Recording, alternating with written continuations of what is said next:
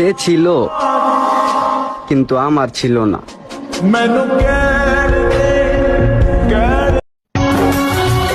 কান্না করো না, হঠাৎ করে যদি মরে যাই। অন্তত এইটা ভেবে খুশি থেকো যে তোমার জীবন থেকে একটা আপদ দূর হয়ে গেছে।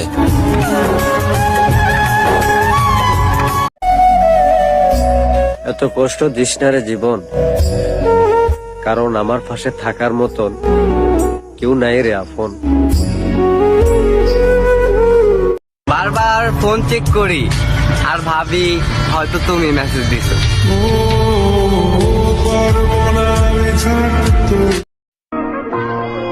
আমার মুখে হাসি ফোটানোর জন্য তোমার একটা কলই যথেষ্ট।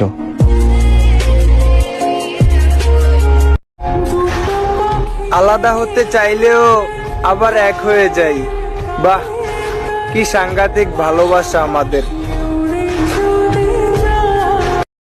কাউরে দোষ দিয়ে কোনো লাভ নাই, কারণ ভালো থাকাটা আমার ভাগ্যেই নাই।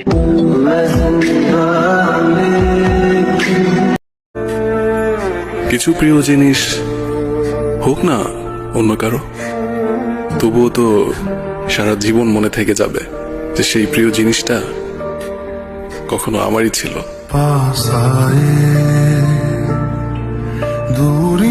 কিসের এত অহংকার? আপনি মরে গেলে অনেকে আপনার চেহারাটাও দেখবে না, রাতে ভয় তবে বলে।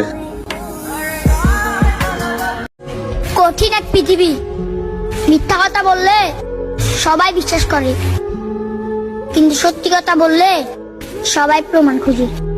আজ আমি অনেকটাই একা। এখন আর মন খারাপ থাকলেও জিজ্ঞেস করে না কেউ, জিজ্ঞেস করে না কেমন আছি। জানি না এই প্রবাস থেকে বাড়িতে কবে ফেরা হবে। মা গো, মরে গেলে ক্ষমা করে দিও।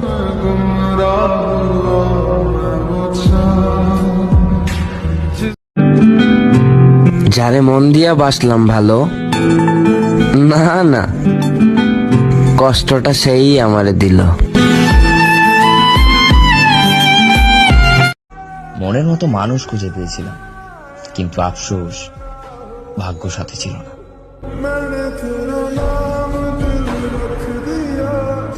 এখন একাই থাকি আর ভাবি আমি মানুষটা কতটাই না বোকা ছিলাম। মানুষকে অন্ধের মতো বিশ্বাস করতাম। এই গাছটা দেখতে পারছেন? এটার অর্থ কি জানেন? যে থাকতে জানে সে কখনো শিকড় খোঁজে না, আর যে রাখতে জানে সে কখনো ছেড়ে দেয় না। সুখ খুঁজতে খুঁজতে জীবনের শেষ পর্যায়ে চলে এসেছি। জানি না কপালে কবে সুখ হবে, হয়তো এই পৃথিবী থেকে চলে যাওয়ার পরে। চোখের জল দিয়ে কাউকে বেঁধে রাখা যায় না।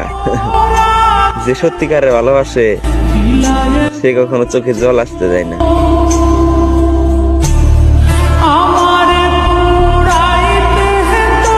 ছেড়ে যাওয়ার ভয় আমাকে দেখিও না, আমি নিজেই অনেক কিছু ছেড়ে এসেছি।